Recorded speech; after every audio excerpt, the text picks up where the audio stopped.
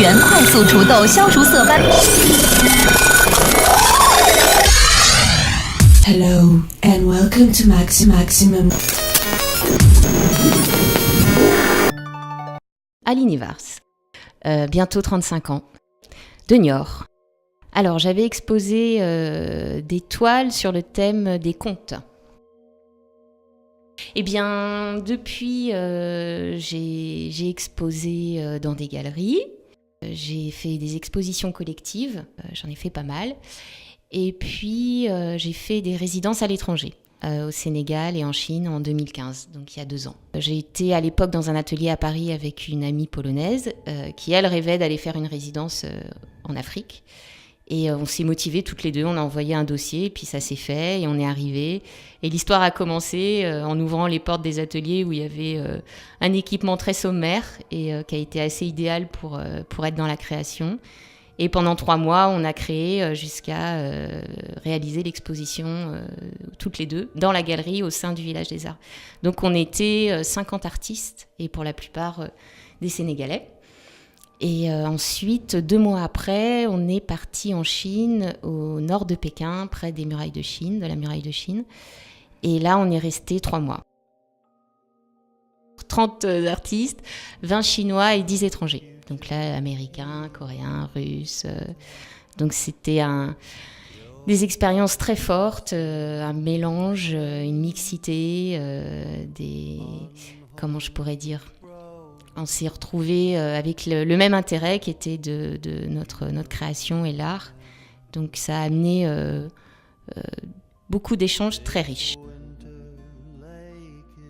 Au Sénégal, j'ai commencé un petit peu à m'inspirer de mes voisins d'atelier qui, eux, avec 3 bouts de bois ou de fer, pouvaient créer des choses. Et au Sénégal, il y a une lumière qui fait que sur la plage, même si on trouve un bout de plastique, on le trouve beau. Donc j'ai appris un petit peu à lâcher prise, à être moins dans le détail. Et je me souviens que dans mon atelier, je commençais à faire quelque chose et puis il y avait des copains qui passaient et ils me disaient « Non, c'est bon, arrête, t'as fini », alors que moi, je voulais encore passer 10 heures dessus. Et en effet, ils avaient raison, c'était fini.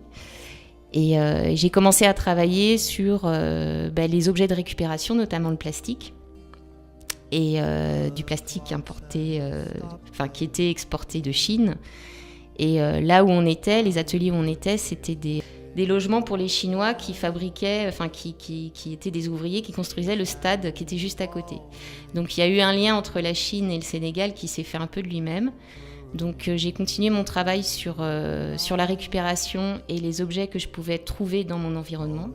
Donc à Dakar, c'était au marché de Grand Yoff, qui est un marché incroyable où on peut récupérer plein de choses. Donc j'ai récupéré des toiles de jute, des sacs en plastique alimentaire.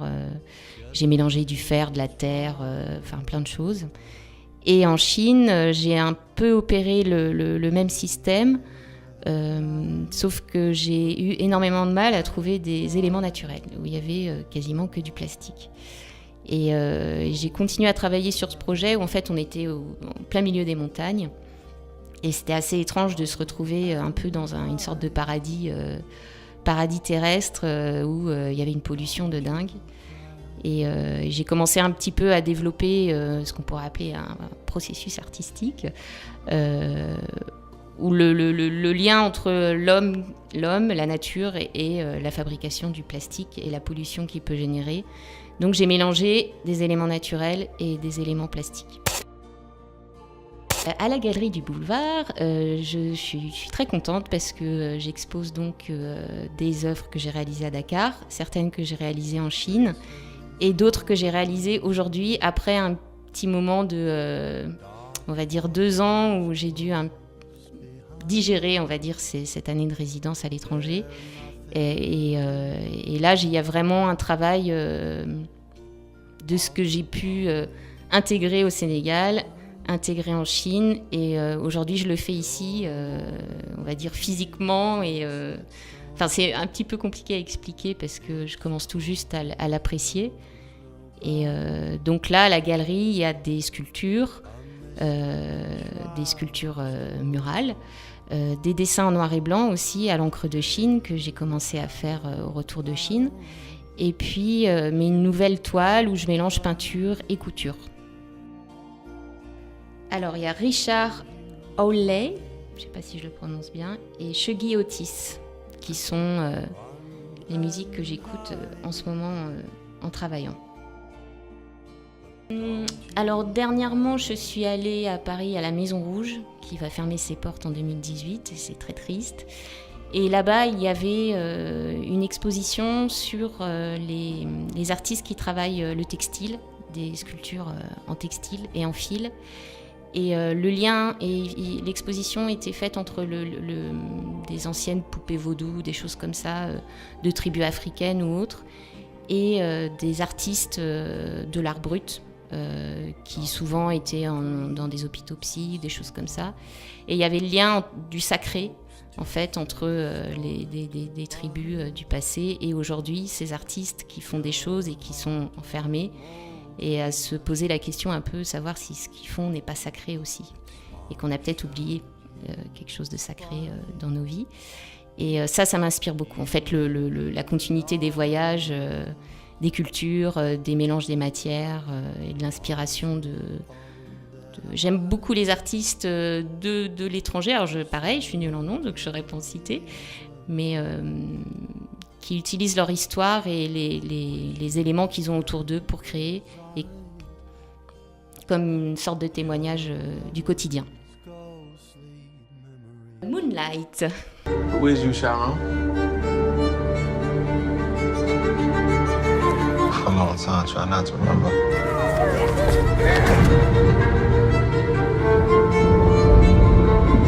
Try to forget all those times.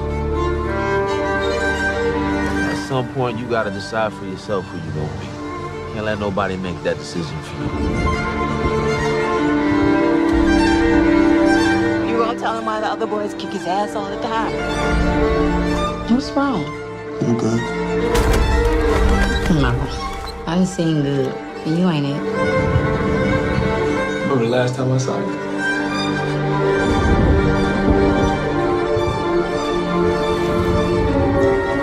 You're my only.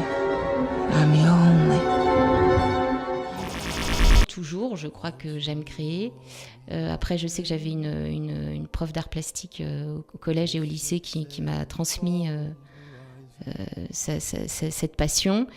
Et puis, de fil en aiguille, j'ai fait une école d'art appliqué. Et finalement, je devais être graphiste et je suis devenue peintre parce que je crois que la matière, le matériel, enfin le matériau, me plaisait plus que l'ordinateur et la souris et que la vie, je crois. Alors, c'était une petite fille avec une robe rouge et un petit chemisier blanc qui était coiffée au carré avec une frange. Et elle tenait un ballon jaune et elle tenait par la main un petit nounours marron. Voilà, c'est la première toile que j'ai faite et que j'ai vendue dans un bar à Nantes. Et ils avaient des gros yeux et ils étaient effrayés.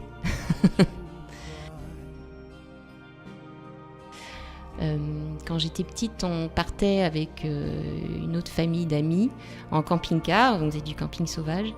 Et en fait, on passait nos journées, il y avait 3 autres enfants, mon frère et moi, et on passait nos journées à pêcher, à ramasser les coquillages, les pierres, tout ça, et on se les échangeait. Et on faisait du troc de coquillages. Et les plus importants, c'était les nacres. Les nacres coûtaient très cher.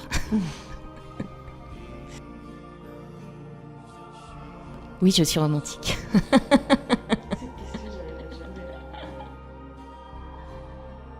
Depuis peu, je suis professeure.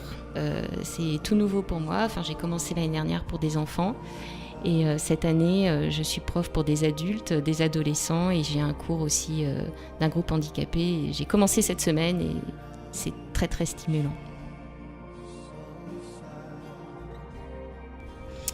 Alors, j'aime beaucoup Bill Viola, qui fait de la vidéo. Judith Scott, qui fait de l'art brut. Et en peintre, je vais citer une amie, en fait. C'est Fabesco, qui est certainement celle qui m'a donné envie de peindre. Et j'aime beaucoup son travail. Un petit message à faire passer, oui, peut-être. Je pense que en tant qu'artiste, après l'expérience de ces résidences, et aussi avec l'expérience que j'ai depuis pas très longtemps d'avoir mon atelier à Clichy, au nord de Paris, avec d'autres artistes, il ne faut pas oublier de sortir de son atelier et de rencontrer les autres, c'est très important. Venez découvrir l'exposition de Aline Ivars du 22 septembre au 22 octobre à la Galerie du Boulevard de Place René Groussard à Melle.